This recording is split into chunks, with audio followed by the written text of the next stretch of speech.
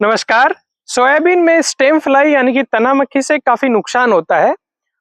और इसका नुकसान जब हमें विजुअली दिखता है तब तक ये काफी नुकसान कर चुकी होती है और उसका बहुत प्रभावी हम इलाज नहीं कर पाते हैं। पिछले 2-3 साल में स्टेम फ्लाई ने काफी नुकसान किया है। आगे आने वाले सालों में भी ये काफी नुकसान करेगी क्योंकि इसका लाइफ साइकिल कम हो रहा है। एक सोयाबीन के सीजन में ये अपनी कई जनरेशन पूरी कर लेती है। इस वीडियो में पहले हम जानेंगे कि कैसे ये अपना लाइफ साइकिल कंप्लीट करती है, क्योंकि इसके लाइफ साइकिल को जाने बिना हम इसका प्रभावी कंट्रोल नहीं कर सकते हैं। देखिए, सोयाबीन की जो तना मक्खी होती है उसका आप मोथ देखेंगे, अडल्ट देखोगे तो अपने जो घरेलू मक्खी होती है इससे थोड़ा वो छोटा होता है। और वो जो सोयाबीन का जो ये ट्राइफोलिएट होता है, ये 3 पत्तियां होती हैं, इस पे नीचे की सतह पे यहाँ अंडे देती है और एक फीमेल करीब आपके 70 से 80 अंडे एक फीमेल दे सकती है और वो यहाँ अंडे देती है। अलग अलग पौधों पे अंडे दे सकती है और यहाँ से अंडे में 3 से 5 दिन में हैचिंग हो जाती है और उससे जो उसकी लार्वा निकलती है या जो लट कह सकते हो वो निकलती है, वो निकल के इसकी इस मुख्य शिरा के अंदर प्रवेश करता है और इससे ये होते हुए पेडिकल से होते हुए इस तने में घुस जाता है और तने के अंदर वो इस पूरे तने को, जैसे ये सोयाबीन का पौधा है तो इसके पूरे तने को वो खाता रहता है और करीब वो 7 से 12 दिन तक इस तने के अंदर इसके गुदा को खाता रहता है, ऊपर नीचे जाता है जिग-जैग पैटर्न में। और जैसे ही 7 से 12 दिन होते हैं,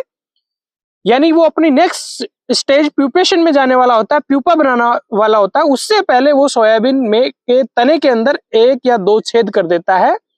और वो छेद इसलिए करता है ताकि उसकी जब मक्खी बनेगी तब वो उड़ सके। और वो छेद करने के बाद में वो प्यूपेशन में जाता है, करीब 6 से 10 दिन में वो प्यूपेशन स्टेज में रहता है और प्यूपेशन के बाद में उससे अडल्ट मक्खी बनती है और मक्खी बनके वो इस पौधे से निकल जाता है। तो कई बार आप देखेंगे कि जब सोयाबीन का पौधा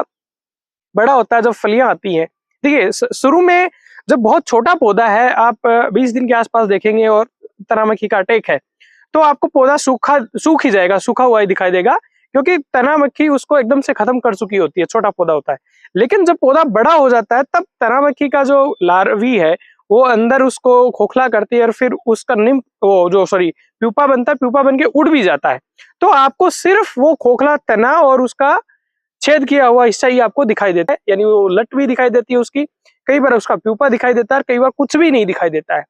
और मेन ये नुकसान आपको कब दिखाई देता है, जब आपके सोयाबीन में दाने बढ़ने लगते हैं, क्योंकि तब पौधे को मेन एनर्जी की जरूरत होती है, ताकत लगाने की जरूरत होती है, तब सोयाबीन आपको बैठी बैठी दिखाई देती है।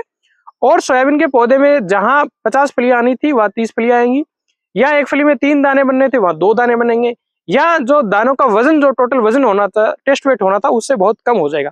कहने का मतलब है कि सोयाबीन में यील्ड में काफी नुकसान करता है। और एक बार मुख्य तने में यदि वो जब लट बन गई, वो लार्वा हो गया, उसके बाद में उसका कंट्रोल करना लगभग मुश्किल है। तो एक चीज समझ में आती है कि इसकी जो पूरी लाइफ साइकिल है वो लगभग 25 से लेके आपके 37 दिन तक कंप्लीट होती है। तो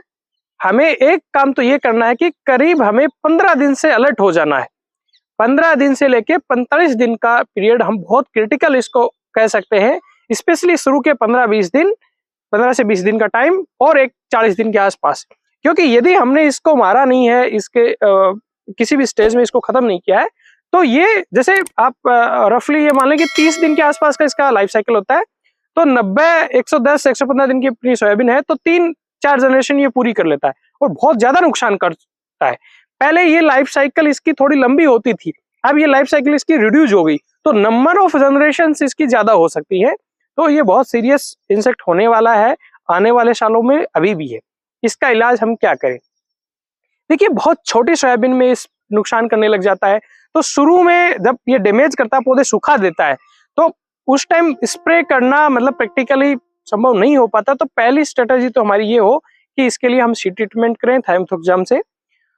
इमिडा से भी कर सकते हैं। और उसके बाद में यदि खड़ी फसल की हम बात करें तो बहुत सस्ते मॉलिक्यूल में आप जाना चाहो, जैसे जिस टाइम आप खरपतवारनाशी दवा का स्प्रे कर रहे हो उस टाइम सस्ते मॉलिक्यूल में आप जाना चाहो तो डायमिथोएट या आप क्विनोलफॉस के ऊपर जा सकते हो। लेकिन यदि आप किसी अच्छे हैवी मॉलिक्यूल पे जाओ जिनका लॉन्गर परसिस्टेंस रहे और स्पेशली आप खरपतवारनाशी दवा के साथ में आप स्प्रे करना चाह रहे हो उस